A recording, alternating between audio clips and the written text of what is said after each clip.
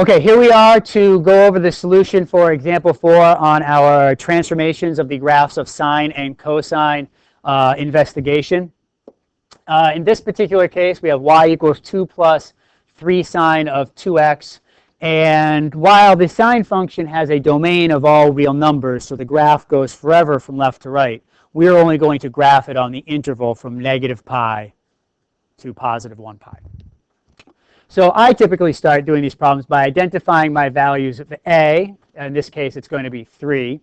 The value of b, which is 2, and that so happens to be this 2 in the equation.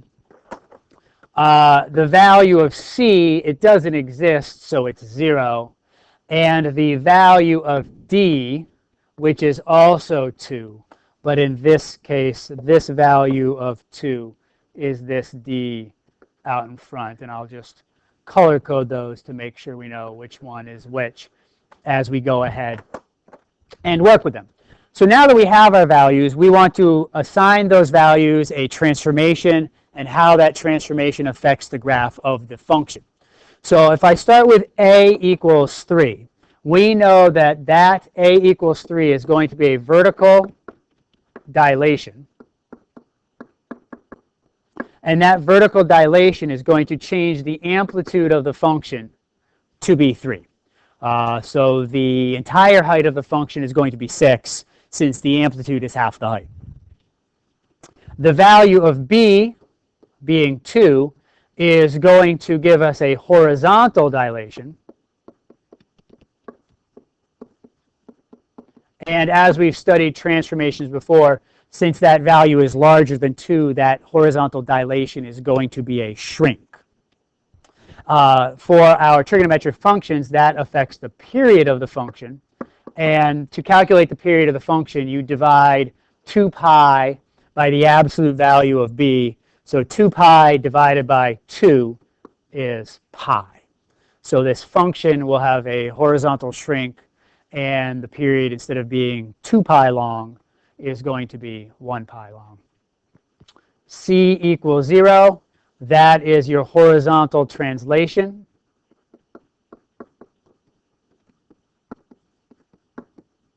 And in trigonometric terms, we call that a phase shift. But in this case, because it's 0, there is none. There is no horizontal translation. It's just a phase, just stays put horizontally.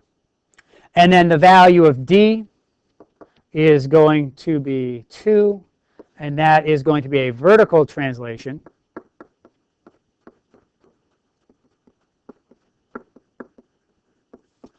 And that's what we call, that affects the axis of the wave, which is a horizontal line. So its equation is going to be y equals, and in this case, it's going to be y equals 2. The horizontal, that horizontal line, axis of the wave, is really the midline of the function, where half of the height is going to be above that horizontal line, and half of the height is going to be below that horizontal line. So that's all the information that we have. Before I go ahead and actually make the graph, I'm probably going to make a quick copy of the 5-point cosine graph to use as a reference. So I'm just going to give myself a little bit of space here. And I'm going to graph one period of the basic cosine function using the 5-period graph technique, where I just graph the maximums, the minimums, and the intercepts. So that's the very basic graph of the cosine function. Now what I'm going to build now is based off of that. So I'm going to start, since I know that I am graphing from negative pi to pi, I'm going to draw my y-axis right down the middle of my grid. But because I have a vertical shift up, I know I'm going to need more space above the x-axis than below the x-axis. So I'm going to skew my x-axis a little bit lower. I'm going to scale my axis. Let's see, 1, 2, 3. I might go, let's see, 1, 2, 3, 5, 6, 7, 8. I might go with a 1 right there. How about a pi? We're in terms of pi here. And a negative pi right there. When I scale my y-axis, I take into account two things. I take the amplitude, and I take the axis of the wave. If I take the amplitude, it changes the max and the min of the function from 1 and -1 to 3 and -3. But then when I shift that up, it moves my maximum from 3 to 5, and it moves my minimum from -3 to -1. So along the y-axis here, I need to get up to 5, so I'll scale that out. And at least down to -1, but I can put a -2 right there. And as I'm getting going this, I just realized that we are graphing the sine function, not the cosine function. So I am going to erase the cosine function and all those little dots that I would use for the cosine function. I'm going to leave the axes because I could still use them. They're just fine. But the sine function would look like that. So that's the 5-point graph I'm going to use because we were given the sine function, not the cosine function. I scrolled off screen, so I kind of lost that. All right. So basic graphing techniques for trigonometric functions: you graph the starting point of a period, you graph the ending point of the period, you graph halfway down the period, then you graph the quarter markers, quarter way down and 3/4 of the way down, because those correspond to the 5 points on your 5-point graph. I have a starting point, quarter way down the period, halfway down the period, 3/4 way down the period, and then the end of the period. And then the pattern just repeats itself after that. So what I would do to graph this function is I would start with the starting point for some period. The sine function starts at the point 0, 0. If I apply the transformations to 0, 0, I need to shift it up 2 units and vertically stretch it by a factor of 5 for vertical transformations. And I don't have any horizontal transformations. So I am going to have that at 0, 2.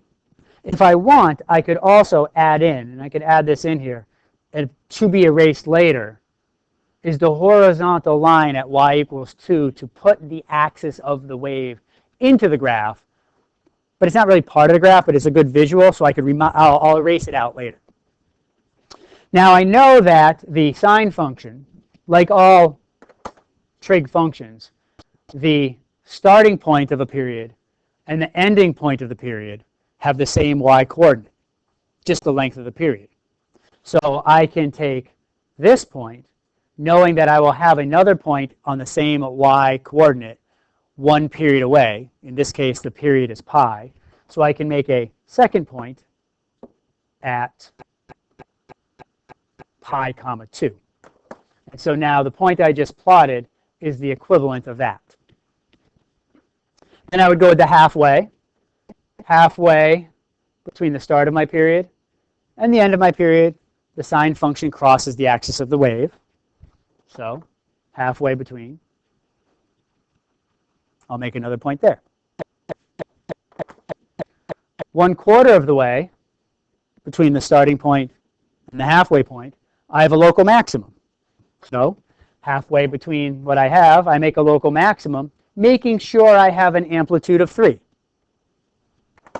So the point I just plotted is the transformation of this point here.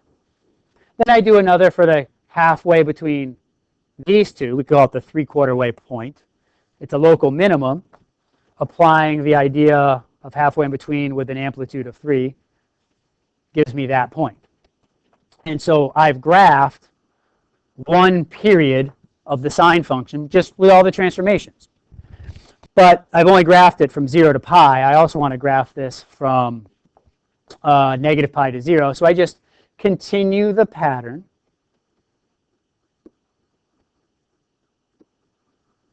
until I have graphed the function for the specified domain.